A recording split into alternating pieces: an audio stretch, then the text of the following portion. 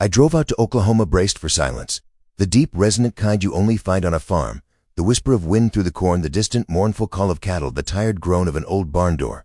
That was the peace I was hunting for. But instead of quiet, I was met with the mechanical snarl of bulldozers and the shrill, repetitive beep of survey trucks in reverse. My boots sank into deep, fresh tire tracks gouged across the pasture. Orange stakes peppered the ground like a giant's game of tic-tac-toe on my soil. And then I saw her. Linda Harris, HOA president, arms crossed, her sunglasses reflecting the chaos like she was unveiling a new world wonder. Behind her, workers were laying down long, white spray-painted lines that slashed across my cornfield. I nearly laughed out loud. What's next, Linda? Direct flights to Dallas from behind my barn. That was the moment it clicked. This wasn't just another neighborhood beautification project. This was a full-blown runway on my land. And trust me, they had no clue who they were picking a fight with. Before we get into this insanity, tell me in the comments where you're tuning in from and what time it is. I want to see just how far this HOA drama is reaching. When I first pulled up to the farmhouse, I honestly wondered if it'd made a wrong turn. The mailbox still had my dad's name, faded and clinging to the side. The same tin rooster we'd nailed to the fence 2 decades ago was still there, wobbling in the breeze. The old barn just leaned a little more to the left than my memory served. But the air felt different, not peaceful. It felt busy, too busy. It had come back for one reason: rest.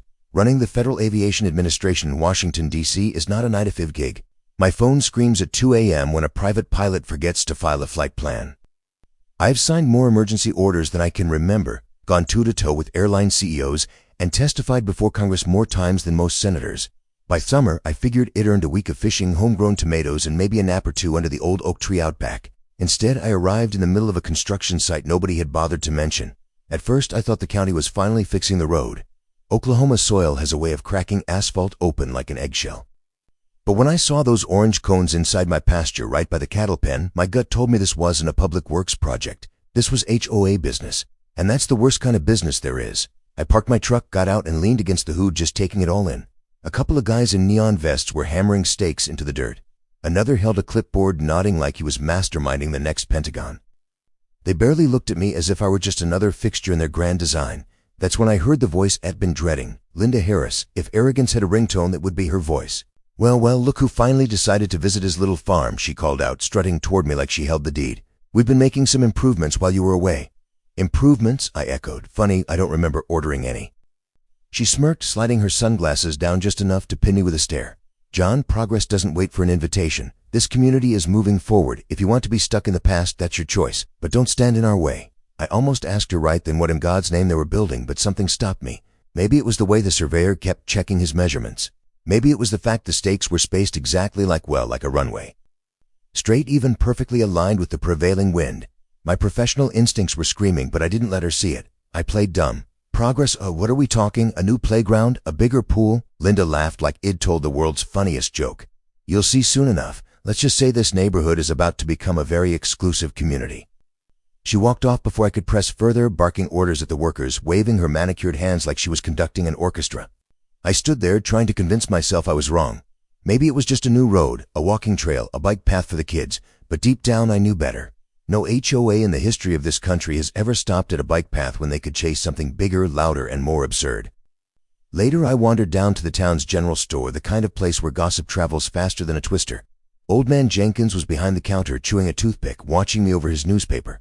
Back in town, huh? Yeah, I said. Thought I'd get some peace and quiet. He chuckled. Not with Linda on the warpath. That's when I knew. If Jenkins was laughing, the whole town was in on a secret I wasn't. I asked him straight. What's she building out there? He leaned back, crossed his arms, and shook his head. Rumor is she's been talking about making this neighborhood flying ready. You know, like those fancy communities in Florida where the rich folks land their private jets right next to their mansions. I blinked. You're telling me she's building an airstrip? I'm telling you, he said slowly, if you want peace and quiet, you picked the wrong farm to come home to. I drove back to the property in silence, his words ringing in my ears. Fly-in community. Private planes, runway, it all made a twisted kind of sense now. Linda wasn't just flexing her HOA muscles. She was trying to turn my father's land into her personal airport. When I got back, I walked the property myself. The survey lines cut straight through the pasture, past the pond, ending right at the tree line. Perfect length for small aircraft, perfect orientation for the wind, perfectly illegal. I stood there at dusk, listening for the crickets chirp and the bulldozers growl. And I knew 2 things for certain. 1, my vacation was officially over. 2, Linda Harris had just declared war on the wrong man, because I wasn't just John Miller, farmer. I was John Miller, director of the FAA, and if she thought she could sneak a runaway past me, she was about to learn the hardest lesson of her life. The next morning, I woke up earlier than I'd planned. Not by choice, but because the roar of engines shattered the dawn before the rooster even thought about crowing. At first, I thought a crop duster had gotten lost. But when I stepped onto the porch, coffee mug in hand, I froze. They weren't just surveying anymore, they were building. A long strip of my cornfield was already stripped bare. Asphalt trucks were lined up like they were pouring the foundation for a superstore. Workers in neon vests guided massive machines back and forth, pressing the earth flat. Those spray-painted lines now cut across my land, bold and white, stretching from one tree line to the other. And there she was, Linda Harris, standing dead center in a hard hat she definitely didn't need, barking orders like a general. Her sunglasses glinted in the sunrise, and she wore that smile, the smug, satisfied kind only HOA presidents and cartoon villains truly master. I walked across the pasture toward her, my boots crunching on the fresh gravel. "Morning, Linda, you building me a new driveway?" She didn't even look surprised. "John, you should be thanking us. This is going to bring so much value to your property. Imagine the prestige, neighbors landing their planes right across the street." "Planes?" I asked, raising an eyebrow. "You mean to tell me you're building a runway?" "Not just a runway," she corrected, her lips curling into that practiced politician smile. "An airstrip, a private airstrip for our community. This is the future, John. We'll be just like those luxury neighborhoods in Florida. You'll see, it'll be beautiful." I took a slow sip of coffee. "You do realize this is my land, right?" She waved a manicured hand like she was shooing a fly. "Technicalities, the board already approved it. We took a vote, majority rules." I laughed so hard I nearly choked. "A vote on my property? That's rich. What's next? You gonna vote on repainting the White House?" Linda didn't laugh. She just tilted her head, smug as ever. "Progress doesn't wait, John. You'll catch up eventually." I looked past her at the crew. Asphalt was already being poured, black sting rising into the morning air. The smell of tar mixed with the sweet scent of cut corn, and I couldn't help but think how absurd it was. My father spent 40 years raising crops here, and now Linda was trying to raise aircraft. I turned back to her. "Linda, let me spell it out for you. You can't just build a runway wherever you feel like it. There are rules, regulations, federal law." Her smile widened. "Then sue us. By the time anything goes through court, this airstrip will be finished, operational, and celebrated by the whole community. People will love it. And if you don't, well, maybe it's time you consider selling." There it was, the threat: sell or be steamrolled. Classic HOA. I wanted to explode right there, but I didn't, because for all her arrogance, Linda didn't know one very important fact. She was talking to the one man in the United States who had the authority to shut her little dream down for good. Revealing that card too soon would spoil the fun, so I smiled. "You know, Linda, I think you're right. Maybe this will be interesting." I turned on my heel and walked back to the house, leaving her blinking, maybe even a little suspicious of how calm I was. That afternoon, I walked the length of the construction zone myself. The strip was at least 3,000 feet long, already enough for small planes. They had leveled the ground, perfectly aligned it with the wind, like a pilot had designed it. I crouched down, touched the fresh asphalt, and shook my head. They weren't guessing.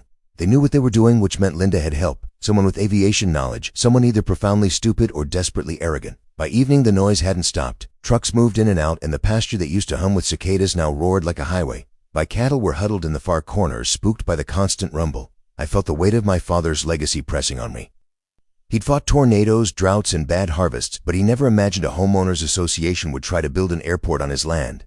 I stood on the porch with another cup of coffee and made myself a promise. "Linda, you want to play pilot? Fine. But when this crashes, and it will, you'll wish you'd never laid eyes on this farm." And deep down, I almost felt sorry for her. Almost. Because what she didn't know, what none of them knew, was that every inch of this runway was already mine to destroy. Not as a farmer, not as a landowner, but as the director of the FEA. And soon enough, I was going to remind them exactly what that meant. By the time the next HOA meeting rolled around, it made up my mind. I wasn't going to sit quietly and watch them pave my legacy into their private airport. I needed to hear exactly how far they thought they could push. The meeting was in the community clubhouse, a sterile little building with beige walls and folding chairs that smelled of burnt coffee and quiet desperation. I walked in and instantly every head turned. You'd think I was a gunslinger walking into a saloon. Some nodded politely, others whispered. But Linda Harris, she beamed like she'd been waiting for this showdown all week. "John Miller," she announced, clapping her hands. "Glad you could finally join us. We were just discussing our community's bright new future." I took a seat in the back, arms crossed. Funny, I thought the future of my farm might include me. A ripple of nervous laughter went through the crowd. Linda raised a hand for silence. "John, no one is trying to exclude you. We're simply moving forward with what the majority has decided. Progress requires vision, sacrifice, and leadership." I leaned forward. Leadership is one thing. Bulldozing private property without permission is another. That made a few people shift in their seats. Linda didn't flinch. She slid a stack of papers onto the podium. "The community voted 73% in favor of developing the airstrip. The numbers don't lie." "The numbers don't own my land," I shot back. A man in the front row, a retiree drowning in cologne, snorted. "If you don't like it, sell and move. Someone else will appreciate the vision." Vision. That word was getting tossed around like confetti. I pictured Linda lying awake at night, dreaming of planes descending into her little kingdom, HOA bylaws fluttering like victory flags. The whole thing would have been hilarious if it wasn't happening on my soil. I stood up, pulled the deed to the farm from my jacket, and held it high. This isn't just a piece of paper. This is proof that my father bought and owned this land long before any of you thought of putting up vinyl fences and neighborhood watch signs. You don't get to vote your way onto my property. Silence for one brief, glorious moment. I thought it'd gotten through. Then Linda smiled, that smile that makes you check your wallet and your sanity. John, we appreciate your sentimentality, but the world doesn't stop for nostalgia. This airstrip will benefit everyone. Higher property values, new opportunities, more prestige. You should be thanking us. I laughed, sharp and bitter. Prestige? You're pouring asphalt across a cornfield. This isn't prestige, it's insanity. That broke the tension.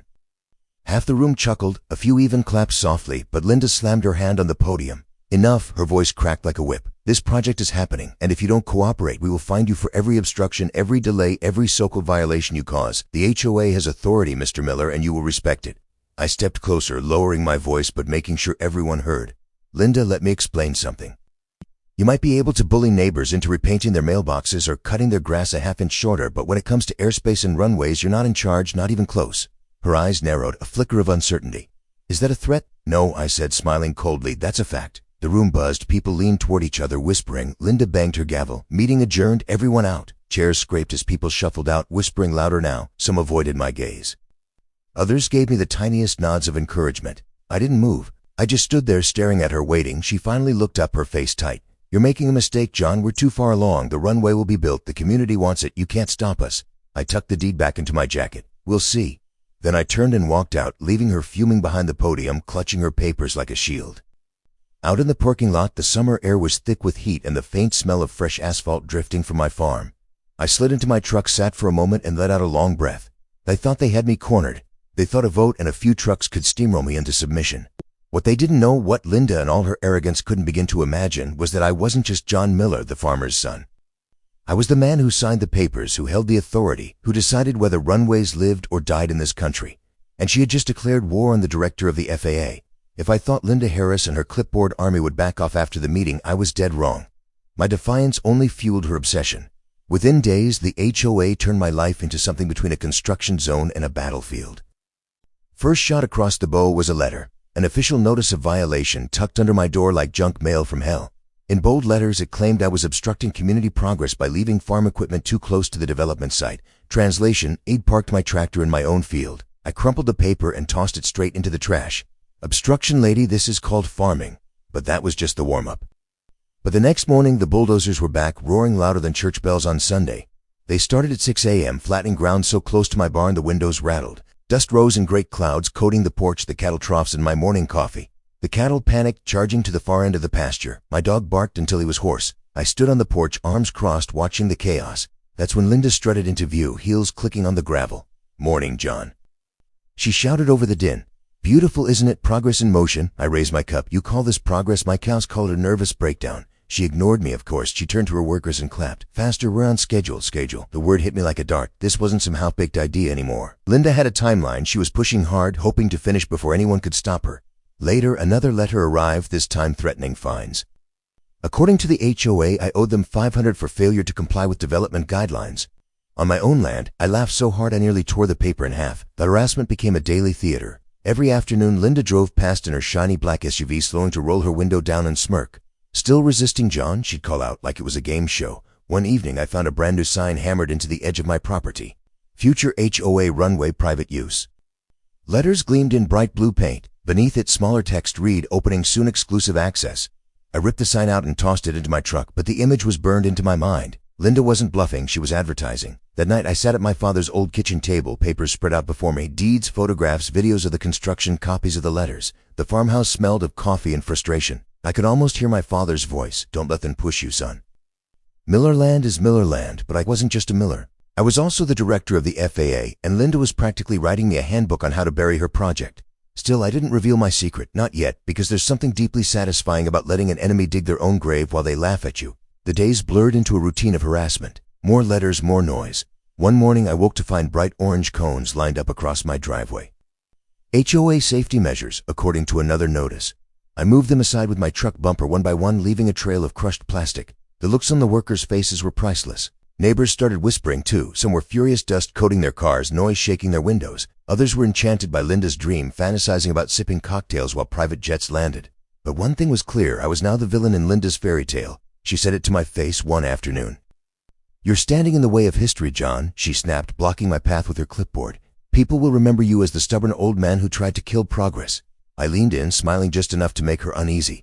"Or maybe they'll remember you as the woman who tried to build a runway on the wrong man's land." She flinched for a second, then recovered. "You'll regret this." I let out a chuckle.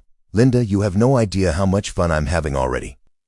That night, as the bulldozers roared and dust rolled through my windows, I stood outside staring at the half-built strip of asphalt cutting across my pasture. To anyone else, it looked like progress. To me, it looked like a trap, and Linda Harris was sprinting straight into it. "Keep digging, Linda," I whispered into the hot Oklahoma night. "You're almost there." Because soon the real storm was coming, and it wouldn't be dust and noise. It would be the full weight of federal law crashing down on her little empire. By the end of that week, I was running on black coffee and pure spite.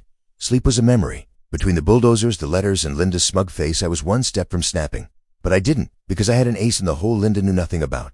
Most people here thought I was just a middle-aged guy with dirt under his nails and an old truck, the farmer's son who came back to play cowboy when DC got too stressful. I liked it that way. Being underestimated is a gift. The truth was, every time Linda wagged a finger in my face, every time she handed me a bogus fine, every time she bragged about her airstrip, I had to bite my tongue to keep from laughing.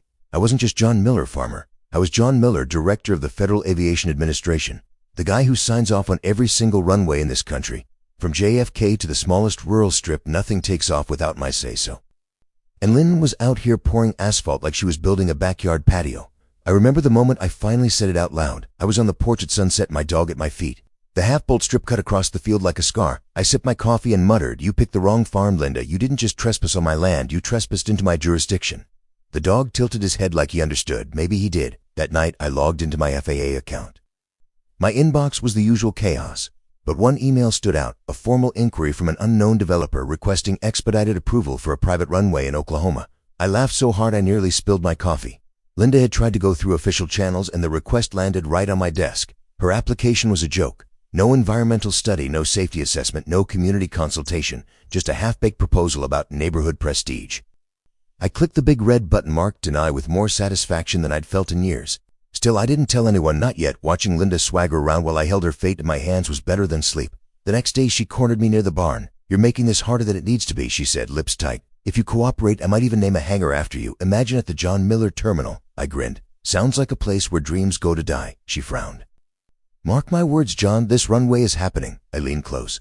"Mark my Linda, nothing takes off in this country without me knowing about it." She blinked, confused, then forced a laugh. "You think you can stop progress with paperwork?" "No," I said, "I can stop it with the law." Her smile faltered, a tiny crack in the armor. I walked away before she could recover. That evening, I built my case. Photos, videos, signed statements from neighbors. Every piece of evidence stacked in a folder marked HOA Runway Illegal Development. Then I called a friend in Washington. "Listen," I said, "I've got a rogue HOA trying to build an unapproved airstrip on private land. They're about a week from pouring the full surface. I need a cease and desist ready to go." He chuckled. "You're kidding." I wish I was. "All right, I'll draft it. Just say the word." I closed the laptop, leaned back, and exhaled. For the first time since I'd arrived, I felt calm, because now it wasn't just me versus Linda. It was Linda versus the entire federal government. And spoiler alert, the government wins that fight every single time. The next morning, I walked to construction site, camera in hand. Workers eyed me nervously, whispering. Rumors were flying. "Isn't he FAA? Doesn't he work for the government?" Linda tried to drown it out with bravado. She showed up, window down, sunglasses on. "Hope you're enjoying the show," she called. I smiled, snapping another photo.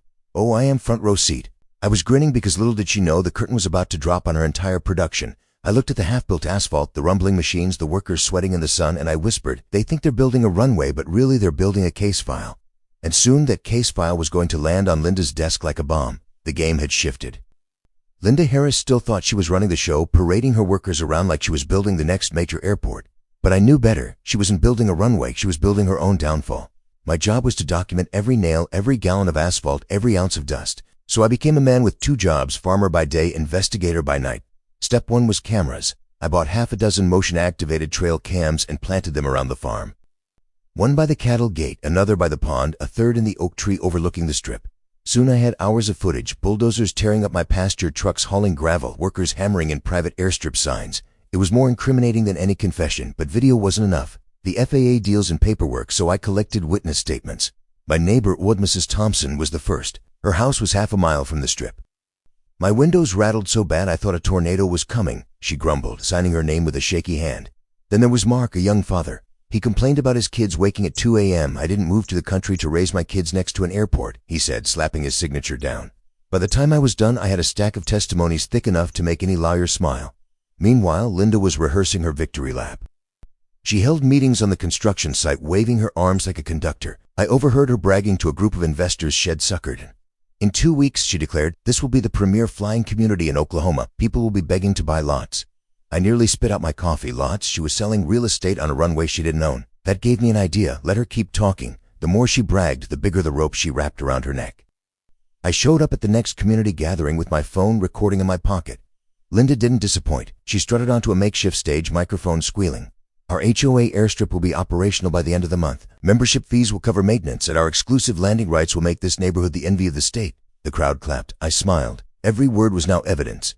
The piece de resistance came when I followed the convoy of trucks back to their staging area. Tucked behind the clubhouse, I found a pile of contracts, membership agreements promising priority hangar space for $10,000. She wasn't just building a runway, she was running a scam. I photographed everything. Every page, every signature, every fake promise. My case file now looked less like a complaint and more like a federal indictment. But timing was everything. If I shut her down too soon, she'd cry foul, spin it as government overreach. No, I needed her to go big to plan her grand reveal. That way, when I pulled the rug out, the crash would echo to Washington. The opportunity came fast. A glossy flyer appeared in every mailbox. Grand opening, private runway, ribbon-cutting ceremony, champagne reception, live demonstration flight. The audacity nearly knocked me over. Linda was inviting the whole town to watch her crown herself Queen of the Skis. I laughed until my sides hurt. Then I stapled the flyer to my case file and made the call. Yeah, I told my contact. She's hosting an opening. Get the paperwork ready. I'll need the cease and desist order in my hand by next week. He chuckled. You're actually going to let her throw a party before you shut it down? Oh, absolutely, I said. The bigger the stage, the harder the fall. That week I doubled down. Cameras checked, statements organized, photos labeled. Even the cattle seemed to sense something, clustering near the fence, watching the runway like it was an alien invasion. At night on the porch, the Oklahoma heat clinging to the air, I thought of my father. He used to say, son, when someone's digging themselves a hole, don't take away the shovel. Linda wasn't just digging, she was paving it, painting lines on it, and selling tickets. And soon the whole town would see what happens when arrogance tries to take flight without clearance. The morning of the grand opening dawned hot and sticky, the kind of Oklahoma heat that melts asphalt and tempers. I stood on the porch with my coffee, watching a parade of SUVs snake toward the half-finished airstrip. Banners fluttered in the wind. Welcome to the future. The irony was palpable. I dressed plain jeans, boots, a faded ball cap. I wanted to look like what Linda thought I was, just a cranky farmer. I tucked my FAA badge into my jacket pocket, feeling its weight like a secret weapon. By the time I reached the site, it looked like a county fair. Folding chairs in neat rows, a red ribbon across the asphalt, a table of champagne flutes sweating in the heat. Neighbors milled about, some excited, others whispering. Investors in suits fanned themselves with glossy brochures promising exclusive air access. And there was Linda. She strutted across the stage in a crisp white blazer, microphone in hand, her sunglasses reflecting the crowd. At her behind her read, HOA Private Runway Opening Day. She tapped the mic. Ladies and gentlemen, today marks a new chapter. We are no longer just another neighborhood. We are pioneers, visionaries, leaders in progress. The crowd applauded, some half-heartedly. Linda's voice swelled. This runway will put us on the map. Imagine the convenience, our friends, families, business partners flying in directly, bypassing crowded airports. Imagine the prestige. Today we join the ranks of the elite. I almost choked. Elite. Shed bulldozed a cornfield and thought she was building the Guardia. Linda ranks of champagne flute. To progress, to vision, to the future. Glasses clinked, cameras flashed, investors smiled like they'd bought beachfront property in Arizona. Then came the grand finale. With a dramatic flourish, Linda gestured to the sky. And now, to christen our new runway, we welcome our first demonstration flight. Heads turned upward. Small twin-engine plane circled above, dipping its wings. The crowd oohed and awed as it lined up with the strip. Linda sprouted arms wide. History is landing here today. That was my cue. I stepped forward from the crowd. The hot sun beat down on my cap. My boots crunched on the gravel as I walked toward the stage. At first, no one noticed. Then whispers spread. Neighbors nudged each other. Investors frowned. By the time I reached the ribbon, all eyes were on me. Linda, I called, my voice steady. You might want to hold off on the champagne. She blinked, thrown. John, this isn't the time. Actually, I interrupted, pulling the badge from my pocket and holding it high. This is the perfect time. Gacked, rippled, camera zoomed in. The FAA emblem gleamed. My name is John Miller, I said loud enough for the circling plane to hear, and I am the director of the Federal Aviation Administration. As of this moment, this runway is officially shut down. For a heartbeat, silence. Then chaos. Investors murmured angrily, flipping through brochures. Neighbors gasped. Some whispered, I knew it. Others stared at Linda like she'd sold them swampland. Linda's face turned the color of asphalt. You can't do this, she stammered, her microphone squealing. I smiled, calm as a Sunday preacher. Linda, I'm literally the only person who can. The plane dipped lower, lining up. I raised my hand, gestured to the sheriff's deputies. It briefed. They waved signals. Radios crackled. The pilot banked hard, engines roaring as the plane veered away and climbed. The crowd gasped, covering their ears from the sudden blast. The sound of that aborted landing was sweeter than any symphony. Linda dropped her microphone, scrambling. This is a misunderstanding. We have approvals, we have investors, this is progress. I stepped closer, voice steady, almost kind. No, Linda, this is illegal construction, federal violation and fraud, and it ends today. The deputies moved in, confiscating paperwork, snapping photos. The local news crew captured it all. Linda's trembling hands, the ripped ribbon, the abandoned champagne. Neighbors started clapping. First a few, then a dozen, then the whole crowd. The sound swelled, a wave of applause rolling over the site like thunder. I stood there, badge in hand, watching Linda's empire collapse in front of her investors, her neighbors, her workers, and I couldn't help but think this was better than coffee. Once the applause died, the real chaos began. Investors stormed Linda, waving contracts. News cameras swarmed, shoving microphones in her face. Did you know this was illegal? How much money did you collect? Linda's composure shattered. She yanked off her sunglasses, eyes darting. This is a misunderstanding. We followed the process. We filed paperwork. I stepped up beside her, holding my badge for the cameras. Correction, you attempted to file paperwork and it was denied by me. More gasps, whispers hissed through the crowd. He's the FAA director. Linda froze, color draining from her face. For the first time in weeks, she was speechless. Ladies and gentlemen, I continued, turning to the crowd, this so-called runway violates federal aviation regulations, environmental standards, and basic property rights. It is unsafe, unauthorized, and absolutely illegal. As of today, it is shut down. The deputies handed me the cease and desist order, stamped with the FAA seal. I unfolded it slowly, letting the cameras capture every word, then handed a copy to Linda. She snatched it, her hands trembling as she read. Effective immediately, all construction and operation prohibited. Violations will result in fines, demolition orders, and criminal charges. The paper slipped from her fingers, fluttering to the ground like a white flag. The crowd erupted. Some cheered, some booed, but Linda's dream had crash-landed in front of everyone. John, please, she whispered, suddenly soft, suddenly human. We can work something out, negotiate. This community needs this. I cut her off. Linda, the only thing this community needs is peace and quiet, and maybe a good night's sleep without bulldozers rattling the windows. Laughter rippled. Even the deputies smiled, but I wasn't finished. I turned to the investors. For those misled, the FAA is opening a formal investigation into fraudulent claims by the HOA board. Any contracts for hangar space or runway access are null and void. You may wish to consult your attorneys. Their faces darkened, anger now fully directed at Linda. One man jabbed a finger at her.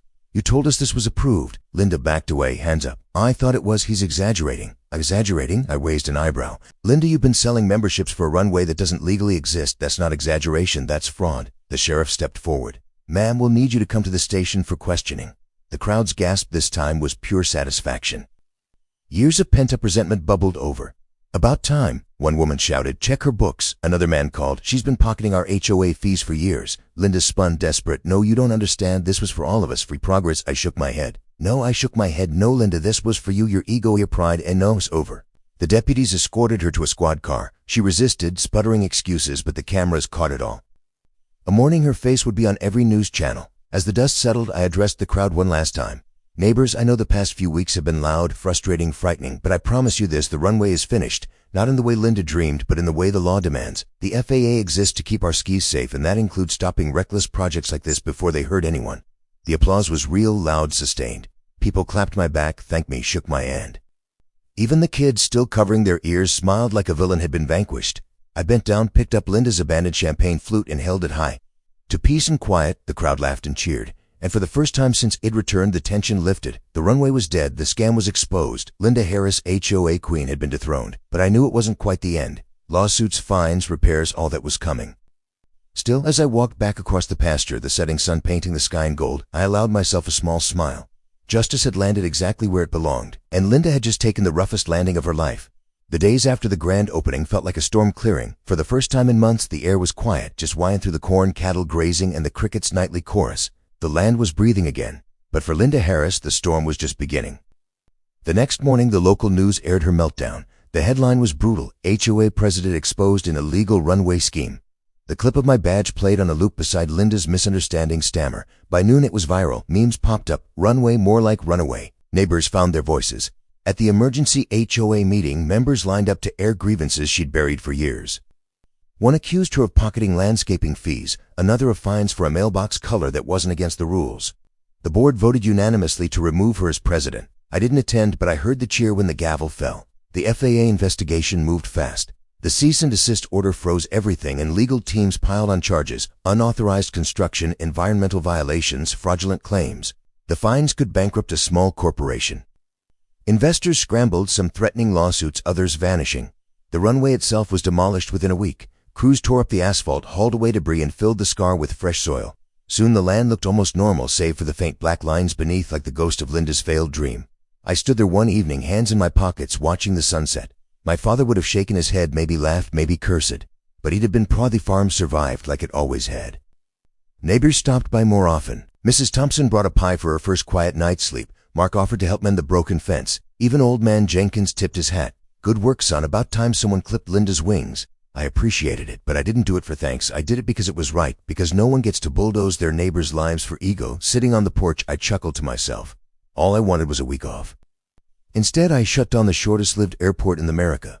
The dog wagged his tail. Maybe he got the joke. Life settled back into a rhythm. I mended fences, replanted corn, and finally took that nap under the oak tree. But whenever a plane passed overhead, glinting silver, I thought of Linda. Somewhere she was still fuming, convinced she'd been robbed of her legacy. Too bad for her. The only thing that ever took off was her arrogance, and it crash-landed faster than she could say progress. This story isn't just about a runway. It's about pride, greed, and the blindness of believing rules don't apply.